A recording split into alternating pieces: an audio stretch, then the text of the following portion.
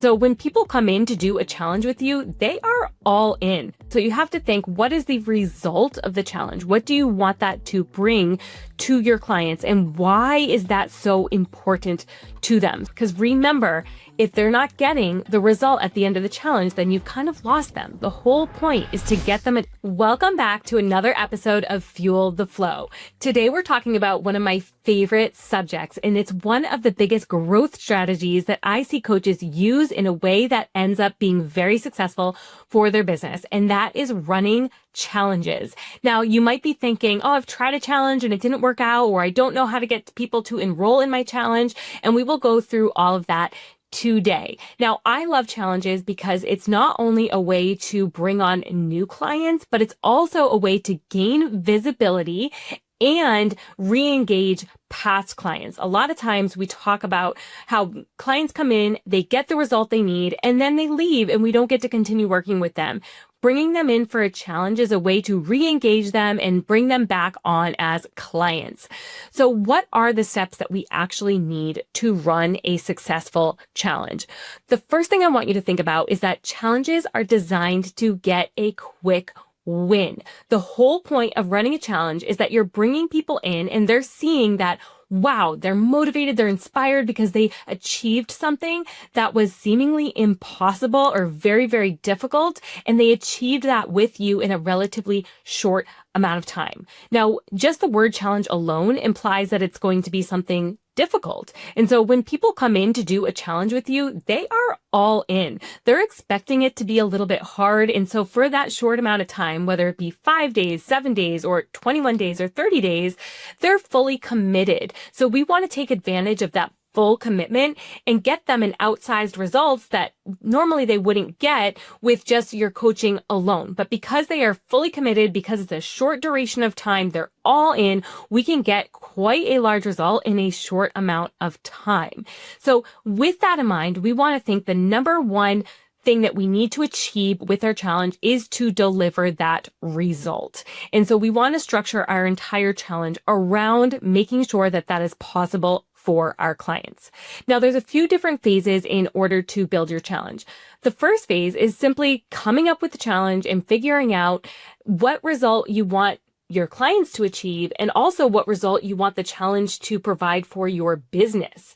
So with this, we want to think about, okay, if we are trying to bring people into either our one-on-one coaching, or maybe we're trying to bring people into our group program that we have running, we need to create a challenge that is essentially a preview of that, or it's a seamless transition into your next program, into your one-on-one coaching, into your group coaching, or into your membership if you have a membership. But it needs to be a seamless transition from your challenge and then into your next program. So you don't want to create challenges that kind of somewhat conflict with each other or are not related to each other. An example of that would be if you create a challenge that's, let's say, a 7-day sugar detox, but then your higher level program that you want people to sign up for afterwards is your, workout membership, right? Those two things don't necessarily fit directly together. Yes, they're somewhat related, but it's not a clear transition. So you want to make sure that you are getting people from one thing directly in. So an example of this, we actually run a challenge that's coming up very soon that I hope you participate in, because part of the challenge is all about being a participant within the challenge and then being able to bring that challenge to your clients as well. So we will be running a 7-day no processed foods challenge. And as a coach, you get an inside look at how to run a successful challenge. You'll be able to ask questions from me on different ideas that I had or ways that we marketed the challenge so that you can run the challenge successfully then with your clientele as well. So we do a 7-day no processed food challenge, and then we want people ultimately to join our membership because it has a ton of value for health and wellness coaches. And so when we bring them into that 7-day no processed food challenge. It's a free challenge. They get a ton of value out of just doing the challenge alone. And then we provide them with content related to what we have in our membership as well, which is content created for health and wellness coaches to use with their clientele. So for example, we have challenge workbooks. So it's a direct transition into the membership. And so I want you to plan your challenges challenges the same way, that it's a direct transition into your higher level programs or your membership or your one-on-one coaching. Now, so when you're preparing this, you want to think, what can I realistically get as a result for my client when they go through the challenge? So if you're thinking that I'm going to run let's just use a 7-day no processed food challenge, what result do you want to get from that? Are you looking to get, lose a percentage of body fat or lose a percentage of weight or feel a certain way or develop a certain habit? So you have to think, what is the result of the challenge? What do you want that to bring to your clients, and why is that so important to them? So think about, what's the impact that the challenge provides for your clients, and why is that important? Why is that impact really important to your ideal clientele? So once you've decided, okay, I'm going to run this specific challenge, this 21-day or 5-day challenge, whatever it may be, then you have to start to design your messaging around the challenge. So this comes in with your email content, it comes in with your social media content, and you want to make sure that your messaging is very clear to the ideal customer that you want to join the challenge and then continue to work with you afterwards. So your messaging should speak directly to them as if it is out of their own mouths. Now, you want to talk about their pain points, what they're experiencing on a day-to-day basis, and how the challenge can affect that. You want to talk about why the challenge is different from other programs that they joined, and how it can actually get the result in a way that is maybe more sustainable for them, or in a way that it can kickstart their health journey. Okay.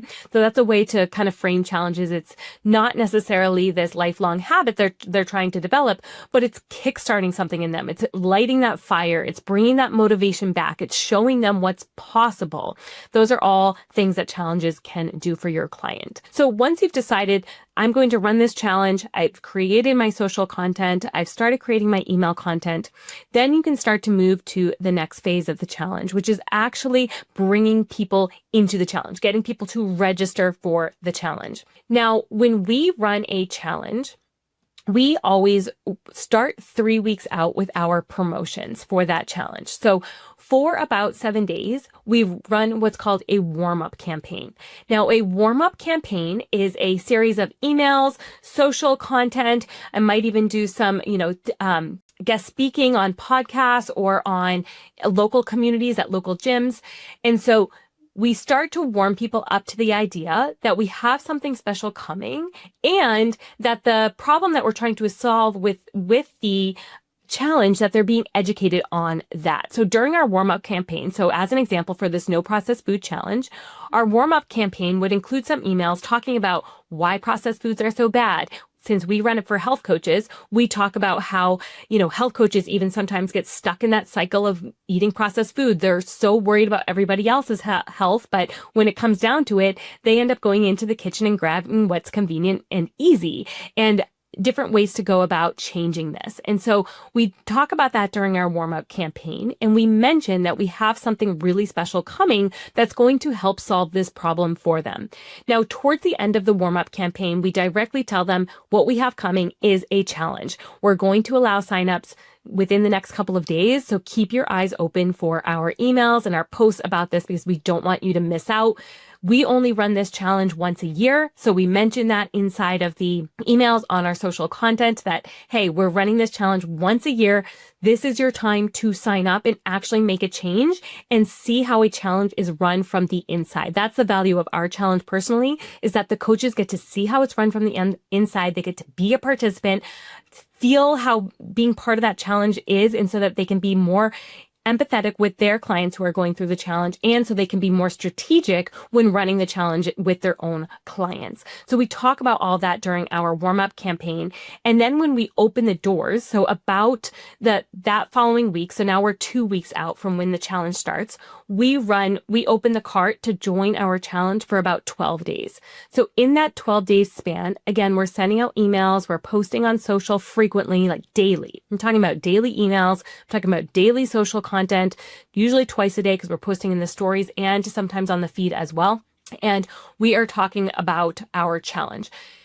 Not everybody is going to read every email. Not everybody is going to see every social post. And so you want to make sure that you're saying the same thing over and over again in different ways so that people really understand what it is. Because they might open one email and then they kind of forget about it. They say, oh, I want to sign up for that. But then they close the email because they're at work or they're with their kids and they forget about it. And so we need to remind them. It's doing them a service in order to remind them. If they're not interested, they're going to just delete the email or not open the email. And that is fine. There's nothing wrong from that.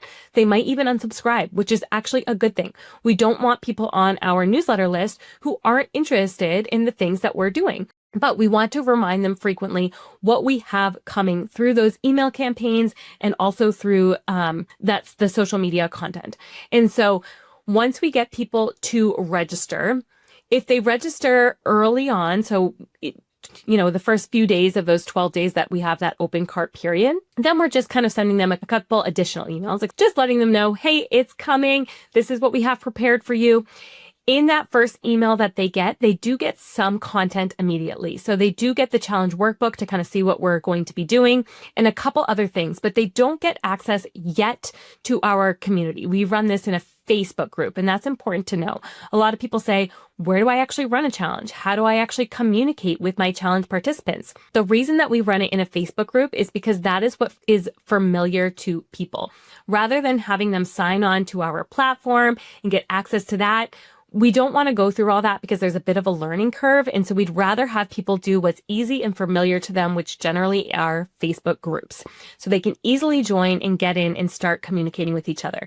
Now, we open up our Facebook group about 2 to 3 days before the challenge starts so that people can ask questions, that people can start engaging with each other, and they can get access to all of the content needed to start running the challenge. Now, as we move into phase 3, which is actually running the challenge with our community, we want to start to prep them to have success with the challenge. And what I mean by that is we are putting out a meal planning guide or plan. We're showing people exactly how we're prepping for the week ahead. We're making sure that people are ready to go. If there's workouts, that they're bookmarking the workouts and that they're easily saved and on their calendar and they know which days they're supposed to do it, that they have access to any trackers that we provide for them. So we want to make sure that they have access to everything, that they're getting into the Facebook group to start introducing themselves and ask questions, and that they are prepped for the week ahead. Because remember, if they're not getting the result at the end of the challenge, then you've kind of lost them. The whole point is to get them an outsized result in a short amount of time.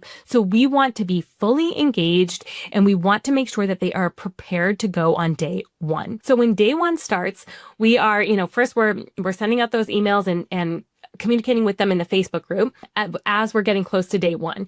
And we're making sure that they know how to contact us. We're making sure that they know and see our face and they're getting to know and connect with us. That's another very important part of challenges is that they are connecting with us. They're building a relationship with us and they're starting to build trust in our brand. Now, as we're moving into the challenge, we are also making sure that they are connecting with each other. That community is very important during a challenge because that's their support system essentially during the challenge. Now, a lot of times during a challenge, one benefit is that clients oftentimes bring a friend, right? They don't want to do it alone. So a lot of times they bring a friend with them. And if that's true, we let them know, hey, have that person hold you accountable. This is your accountability buddy. If you brought somebody into the challenge, that's your accountability buddy. Make sure that you're there for each other and that you guys are really relying on each other to keep each other accountable. And then vice versa, if they didn't bring somebody with them, they're relying on the group inside of the Facebook group, the community, to really keep them accountable. Now, one thing that we like to encourage and we post about at least every couple of days, sometimes every day, is we encourage people to share their wins in the community. And there's a couple reasons for that. Number one, psychologically, when you start recognizing the positive of what's happening, you're much more likely to continue on that trend. It gives you the motivation to say, hey, this is actually working. I'm actually seeing a result from this. I feel good about this. So I'm going to continue doing this. So it gives them that recognition that they're on the right path. Now, we also do it because it's motivating for the group, and we can use some of those wins as testimonials. If somebody puts an incredible win inside of the Facebook group, we use that clip as a testimonial. Now, of course, if you're going to use their name, you need to ask them before you post that anywhere, but you can also just post the actual text without their name on that as well, and use that in future times that you run your challenge, or even use that on your page today to show your audience that you are getting your clients results. Now, another thing that I recommend is the people who are going through the challenge, ask that they do something publicly. So either they post on their social media or they are in communication with their accountability partner, but that they do something publicly. And again, this is valuable for more than one reason. It's valuable because it keeps the person who's doing the challenge going. It keeps, when they have that public pressure on them, they're much more likely to achieve what it is that they are going for. Now, the other reason is it brings visibility to you in your business. So if they're posting on their social media stories and they're tagging you in it, you can then reuse that on your stories, and it brings a ton of value to your business, showing people that you're the real deal and you are getting people results. And so that's very important. Make sure that people are posting publicly about it if they feel comfortable. That gives you content to work with, not only today, but in the future as well when you rerun this challenge, and also try to get people to sign up for you for your other programs. Now, as the program is coming to a close, several days before that, you really want to be talking a lot about your next level program. So don't be shy about it. Talk about what it is you do. Talk about how you get people results, the method you use in order to get people results, so that you are slowly introducing your next level program that you want them to sign up for before the challenge ends. You don't want the challenge to be over and then you're just sending out emails to a sales page. No, you really want to be talking about it. You want to be answering questions within the community about it. So don't be shy about your next level program. You want to bring that up early on and then continue to talk about it throughout the challenge. People are, again, building that relationship with you, so they feel comfortable coming to you with questions and are way more likely to join if they can ask you a direct question inside of the community while the challenge is going, versus see it on the back end and not really know or understand if it's quite right for them yet. So don't be shy about it. Make sure that you're talking about your program.